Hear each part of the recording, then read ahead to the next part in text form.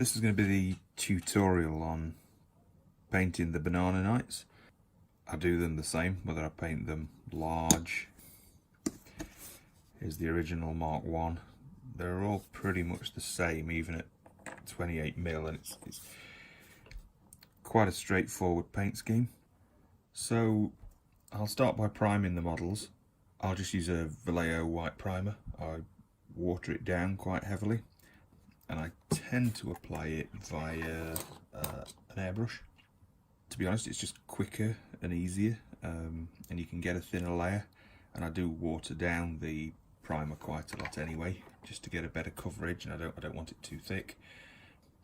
As you can see, I do decant all my paints into dropper bottles. It's just the way I prefer to have them. Only 3 basic paints, or 2 and a wash, if you want to look at it like that, for the actual main banana. The old Citadel Sunburst Yellow, which I bought some more recently as I'm doing a lot of bananas, and I believe it's now called Flash Gits Yellow. So that's the main colour for the body of the banana.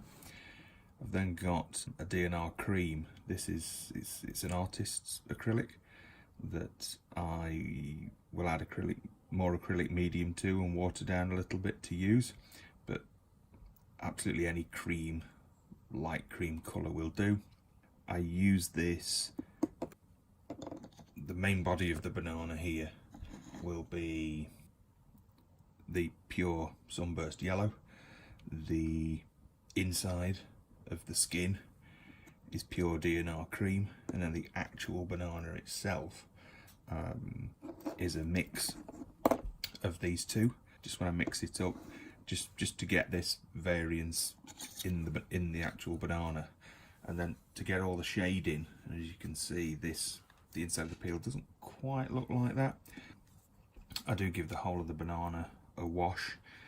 Now this says Agrax Earthshade in quotes wash. It's my equivalent of what it really is. It's a burnt umber acrylic ink that I heavily water down and use for a wash, and that works quite well on the banana itself. When it comes to the steel, the armour, not obviously generic to the bananas, any knights or other steel, I use the same technique. Base coat in Vallejo natural steel. It dries quite dark, and I quite like it. It's full of real metal reflective parts. I'll then wash with a black acrylic ink. Again, null oil in quotes if you're going to buy it, but for me it's just a heavily watered down acrylic black ink. Any generic make will do, particularly with black. Black's pretty much black. And then I'll highlight either with the old Citadel chainmail, and I don't know what this is called these days, but it's a very light silver. It allows me to do the highlights in the raised areas. There are several other colours that get used with the banana. The shield in itself is good old Citadel Goblin Green. Don't think Citadel still produce this, but I know Model Colour and a few other people do a match, but again, any grassy mid-green will do, and that's obviously for the shield. The logo is just the same colour as the main body of the banana. So these are the figures that I'm going to paint today. I've got a generic version of the original knight, although it's one I cast up in white metal. I can do another video on that later, but it is this guy, just cast in white metal, obviously printed at 28mm size. Thought it'd be nice to create him the old-fashioned way instead of 3D printing. So he's on a generic round Citadel base, so get him painted up today. I am just going to airbrush them down white. You can see lots of videos on using airbrushes, so I'm not going to bother with that. Okay, so here we are. They're spray primed, very light coat for me. So straight into the yellow. I'm going to do the bodies, just give it a shake.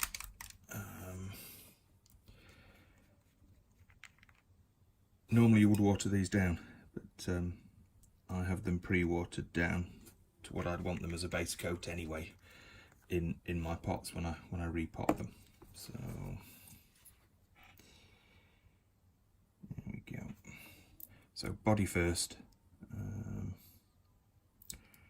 into and under the leaves, the peel of the banana. Now this being a yellow, this is going to take a couple of coats, I think. Same problem with all yellows actually. They tend to be quite transparent, even the good ones. Don't have to be too, with this being the first base coat and everything going on top of this, can go over the lines a little bit, especially with it being yellow. Most things will cover it. Do we stalk?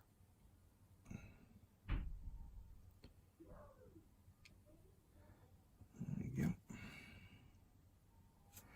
Little bits of paint at a time. It's very tempting to daub a load on, get your coverage, or load your brush up and smear it about.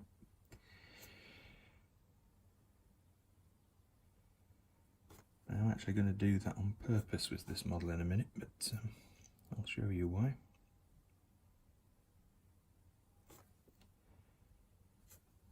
There he is.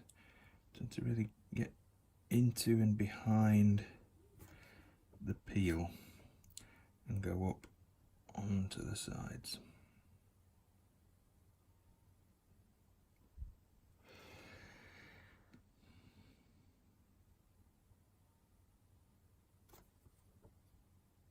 You can see this clearly.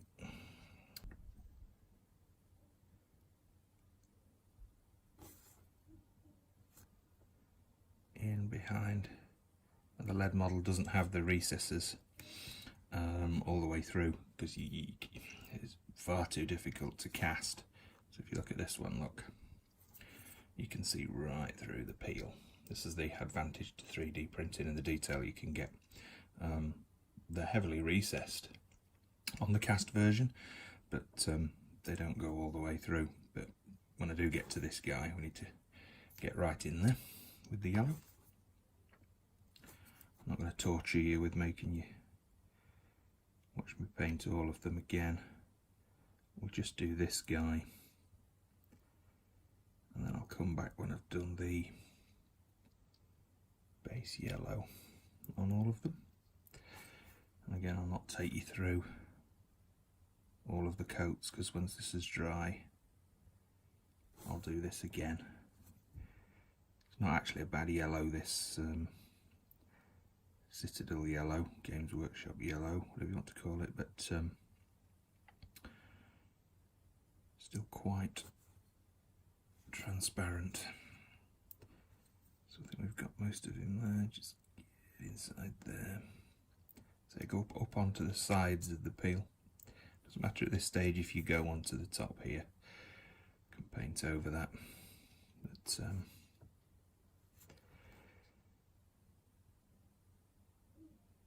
don't want to miss any yellow. It's a sod to come back to. So I think that's about the base coat. Do the same on these guys, and then I'll come back when that's dry and we've done the second coat. Okay, here we are again. All four bodies, I've got two coats of the yellow. A couple had a sort of third little patch up in various places, just again where this yellow can be a bit of a pain to cover. I do dry brush a lot of models, but I don't with the bananas at all. And to be honest, when we get to the wash, it hides a lot of sins. And if we look at, say, him, as you can see, the wash, it sits in various places and messes with the yellow anyway, which is kind of what we want to give it that natural browny, bruisedy banana look, if you will. So the trickiest bit, I guess, about these bananas, and the secret to them, is getting the yellow for the actual banana. That's what we're going to do next. Not the inside of the skin, but the actual bit you'd eat, or in the case of these fellas pretending to be bananas, their hoods, which I'm going to do the same colour, because in my head they're trying to match it. So it's a mix of the cream and the sunburst, or flash gets yellow as they call it. I will do One drip. A tiny little spot of this yellow. It really does overpower this cream. Give it a shake.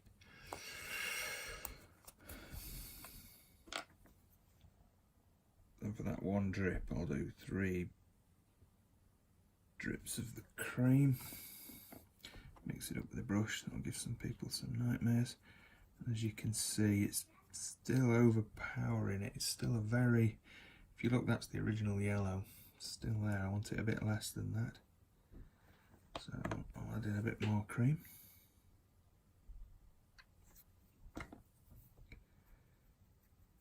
There we go. That's the colour. I'm just looking for a cream that's got the yellow in it like that. So for an actual banana, block it in, make sure we get down behind the peel. This is why we're not painting the peel yet, or we'd end up with paint all over it. Again, this will take a couple of coats. The cream is a nightmare as much as the yellow. Just adjust this so you can see on the camera.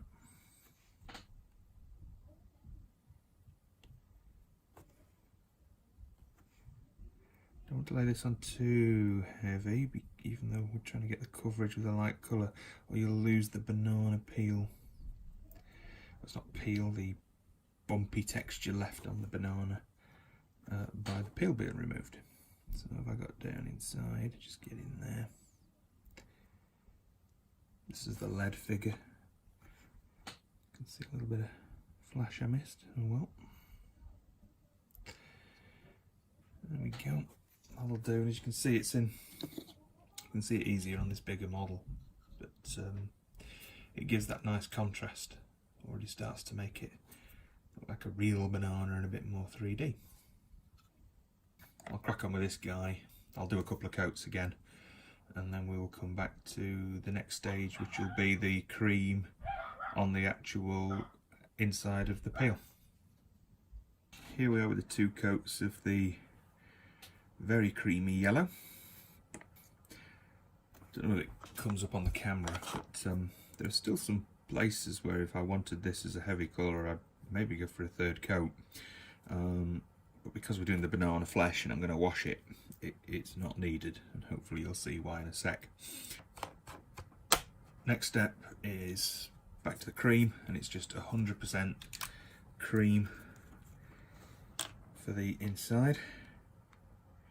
Now this is that time that I think I was mentioning where I do actually daub it on quite heavily. It is a coverage thing, but also this peel, when it dries and you've done a thick, you get this horrible blotchy, lumpy effect if you don't water down your paints and you do them too heavily. And funny enough, on the inside of the peel, that's exactly the effect I want. So I tend to do this in 1 coat, and I do actually put it really heavily. Normally I'd be wincing if I was doing this. You need to be very careful on those edges. I don't want to go on the sides, I want those yellow. Holding this for the camera for you guys is making this difficult. I really load up the brush and put it on. Sneak down into the back of there without touching the banana flesh. As you can see, it's already going lumpy and getting it's getting an effect that will look actually really good when it dries on the banana. It looks like that pulpy banana flesh. Sneak down into the back of there. This is where we're really having to. This is when edges matter now. Colouring within the lines is key. It works. It creates a really good effect. I just tried it one day after doing multiple coats. On one, I'd put a bit too much on, trying to speed up and hurry up, and the effect actually looked better than normal. If we miss the real crevices in there, don't worry, the wash will fill them and it'll look great.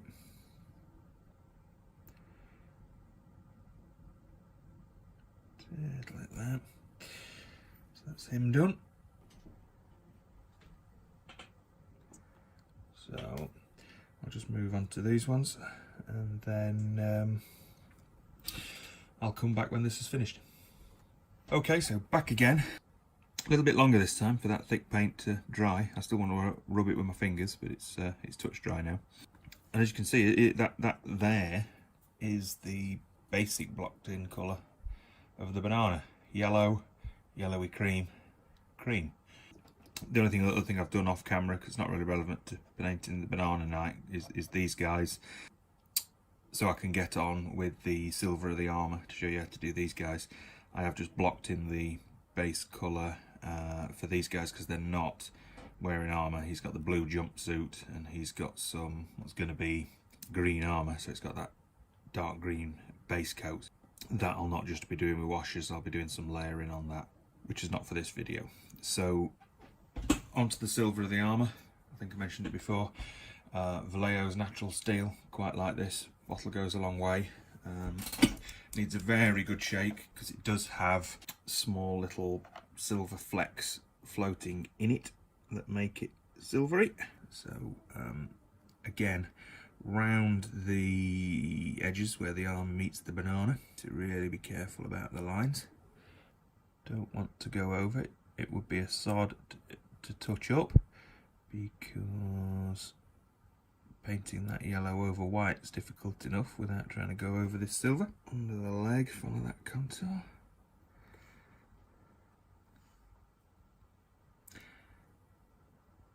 This is a paint that if I'm not careful I do put on too heavily.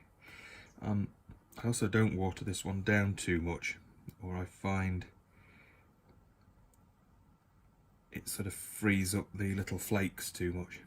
I'm not too bothered about going onto the base around the feet. I want good coverage. That's going to get soaked more than likely anyway when we do the wash, and I will be covering the bases.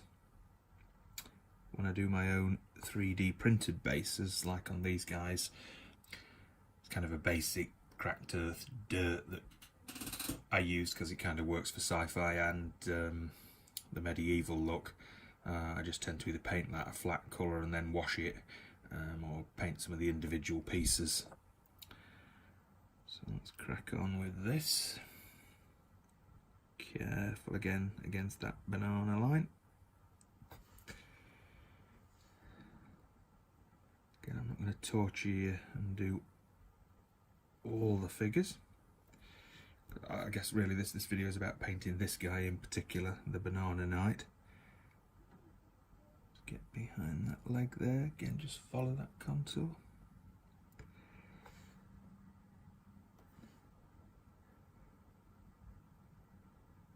Do his other leg. Again, I've got my fingers all over the model here, which is not ideal, but I just found if I had it on the holder, it didn't work well when I was videoing it for this particular setup.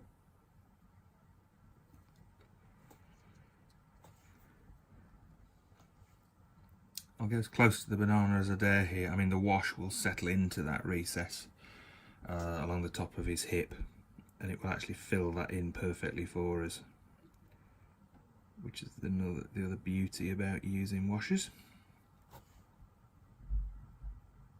And the process starts to get slower as you move along, because you have to start following the lines and the edges more. Onto the arm. Again, I don't do the sword any different at this point. Some people have said, oh, you know, should I paint that a different silver, different from the armour? Is it different steel? When we come to wash and highlight it, we'll do it slightly differently than the armour, but at this point, for the base colour, it's just the same natural Vallejo steel for me. Always, if I'm starting, I paint an easy bit, like where you can't go over the lines, as it were, just to get your confidence up, get the brush strokes going. Doesn't take long to dry this silver. sure you get under the arm, you miss the crevices and the little bits. People see it when they look at your figure. And it looks very amateury. And that is most of the silver done. And that's his armour. So now the silver's touch dry. Again, it doesn't want mauling, it's just touch dry. It's time to work on the Banana Knight shield, which is the green with the yellow logo. Again, same sunburst yellow, which has now become Flash Gits yellow as the actual banana body.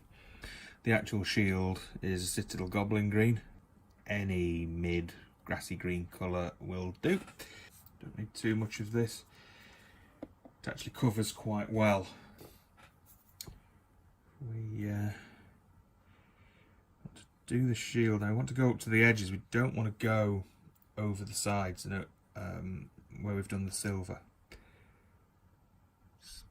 Doesn't matter about going over the logo at this point because we'll paint over the top.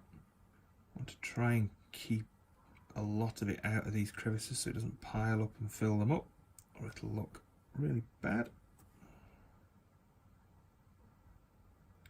There we go.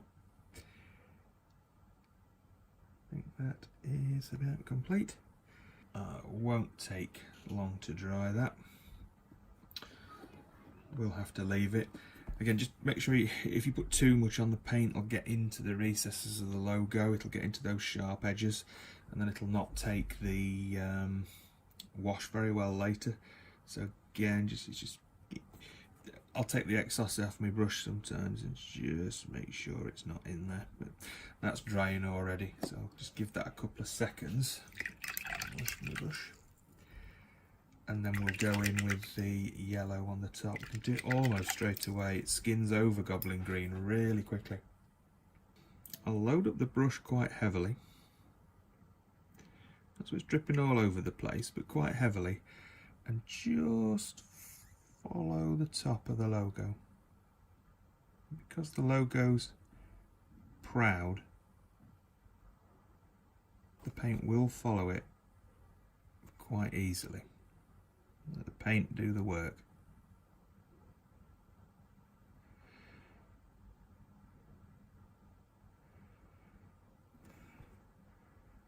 Might find you need another coat of this again. It's yellow, it's a pain in the whatsits. You'll probably find you'll miss a bit when you inspect it later. The little recesses and bits where I might have gone over a little bit too much, I'm not going to mess around with those, because when we get to the wash they'll run into those edges that we kept clean and they'll actually sharpen that logo up for us. So that there is the model complete with all the base colours. I don't think with the banana it actually looks that bad. You could probably field that if you based it. Certainly with other models though, if you look at these, and it's a common mistake for new gamers, I've got all the block colours in these ones, but I think they look awful. They look absolutely awful. When we get to the wash and doing some of the shading, particularly just the wash, they will pop. So yeah, I sometimes look at my own figures and think, oh god, they're awful at that point. Am I doing it right? But you just kind of have to keep the faith, keep going, and they'll look good when you're finished, hopefully. So yeah, I'm just going to let that dry a little. Doesn't take long. Might add a tad more to the yellow. No, I won't add much. And then we'll get on to the wash. Here we are into what is really largely now the final stretch, and it's the bit I enjoy the most. It's the washes. This is when the models really start to come alive. So as you can probably see here, I make up this wash. It's a burnt umber acrylic ink. I don't really care where I get it from, as long as it's an acrylic burnt umber. You can get it in most art and craft shops for a couple of pounds for quite a large bottle. And all this is RO filtered water. I think you can use deionized water, just so it doesn't go bad and all manky in the bottle. I put in some acrylic medium, probably about to there. A couple of drops of the ink. I say a couple, probably about 12 actually in this 15ml bottle, and then fill it up. I also put in a tiny little drop of soap, which is I've got to tip off some videos online about acting just as a flow aid, and sure enough, it stops it forming like a surface tension, and it pulls across the model. But yeah, you can make it en masse and cheap. If you don't make your own paints, there is something called Agrax Earthshade that Citadel make, and it's a very similar thing, has a very similar effect. So here we go. Don't need a massive amount. I tend to start on the top of the banana because it runs down. See straight away it's picking out those knobbles and bubbles in the surface of the banana. Make sure it goes right into between the peel. I put a lot in. You can just daub this on. I just tend to tease it to where I want it. I don't want a massive amount on the top of this banana, so I'll take some of it away. Same as on the cream there. But I want lots in those recesses, particularly on this cast banana where that's not a hole, because I want it to be dark. I might touch a bit of brown paint into there later just to finish it off. Let's daub it on. Only the yellow surfaces. I'm not doing the silver at this point. They'll get a wash as well, but they'll get a wash with a black ink wash. And not too much on the cream. You can see it really changes the colour of it. Pull that away from there. Off you get. A bit more in there. I'll rinse my brush, and just on some of these yellow surfaces it might be a bit brown, so this is where I'll run a clean brush and just pull it off. Tease it away from there. Depends how old you want your banana to be. My veteran bananas and my hero, I tend to make a little browner, just as bananas would go. Another thing I've done on a young banana, let's see if I've got one handy, yeah. I tend to put a little bit of goblin green, just water it down and just brush it up, so that the banana's actually a young banana. It's greener. That's the apprentice wizard. Again, you can always add more of this, so I'm going to leave that now. That washes, I'm happy with that. After it dries, some bits will dry a little bit darker, some bits will go lighter, but I can give it a second wash, but you can't take one off without repainting the damn thing, so don't go too far. It's going to be the same on these guys. As you can see, I've done a bit of highlighting on this green here. That's a different, as I say, that's a different conversation, if you will. That's layering, and it's not particularly, it's more what I'll do on my spacemen type Games Workshop soldiers. Another thing I haven't actually mentioned is I do tend to use a tiny little bit of this brown sometimes. I'll do it for you now, just to put on the end here where the banana's been broken off the bunch, because it is brown. I do a tiny little dot, wash my brush, leave it wet, and then just feather it across the whole end of that stump, if you will. When that dries, I think you can probably see it better on the bigger banana. It just gives it that brown, crusty, gnarly bit that you get on a banana when it's been broken off other bananas and the stalk, if that's the right phrase for it. I'll now leave those. These washes and inks dry really quickly, so I'll leave that a couple of minutes. Black wash, this is specifically for the armour. On the Nana. Here he is. One thing I forgot to do when we did the brown, actually, in fact I'll do that, is do the shield. And that normally pops quite nicely. Let's just do that before I move on to the black. It's away enough for the from the black that I'll get away with it. It's literally been 2 minutes since we did the brown. It's touch dry. Hopefully you can see it's blended a little. So we'll just go over the green and the brown, green and the yellow there. You can see I want it particularly in those crevices there around the logo. It sharpens up my paint job.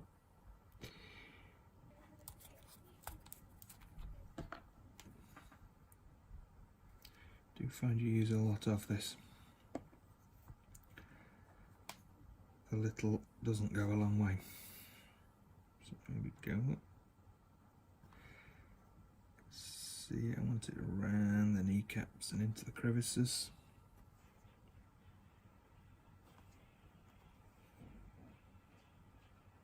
That one.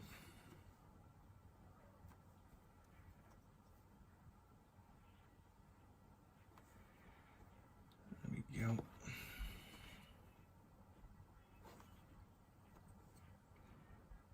Into the back there where it's dark behind the knee.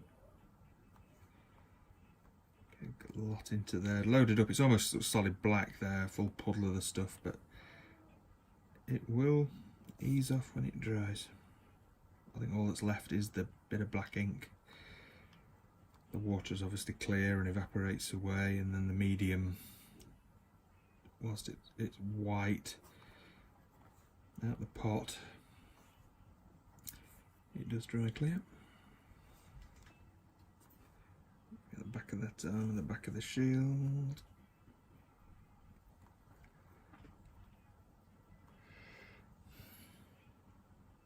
So I'm trying to juggle angles of you actually being able to see it with me actually being able to paint it. Let's make sure we do the top, but that it doesn't run down. A bit more there, look. See the kneecaps just, knee plates just emptied a little. Want that fully loaded.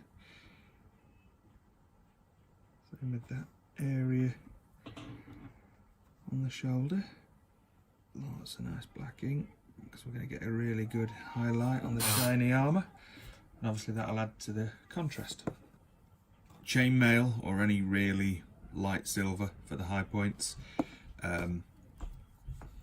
Sharpie, is it called anything in particular? Sharpie metallic silver.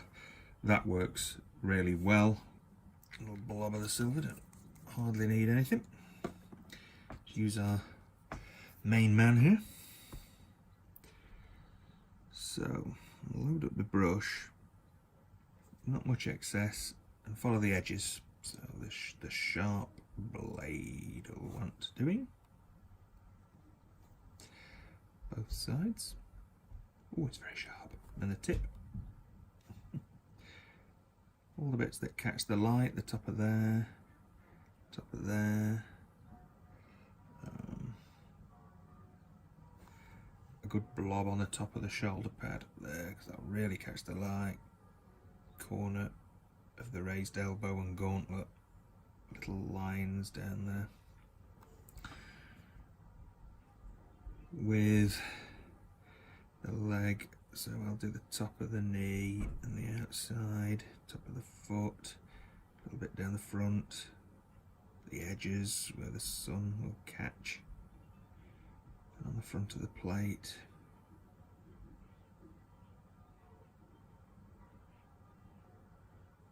I like that ridge down there. Just on the back of the leg, where that bit sticks out. Shoulder pad again, elbow, down the edge of the sword. That's about him done. I'd probably be tempted, if I wasn't rushing on a video, just to wash that again in some of the deep recesses with the black ink, so I might come back to that later.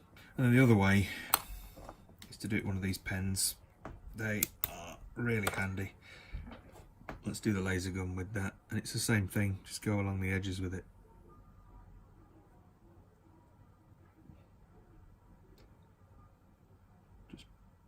Pick out the corners and the top pieces. Happy with that. So that's it really. That's the basics of doing the banana. Let's just show you these little guys. Let's get them so you can see them a bit better. It's exactly the same technique as I used on this large, I suppose it's 52mm scale as this 28mm. I also do the bananas in 15mm, paint them exactly the same way. It's the same technique. So often I dry brush things. It's just people have asked me how to do the banana, and I particularly do it differently, largely with washers, just to make it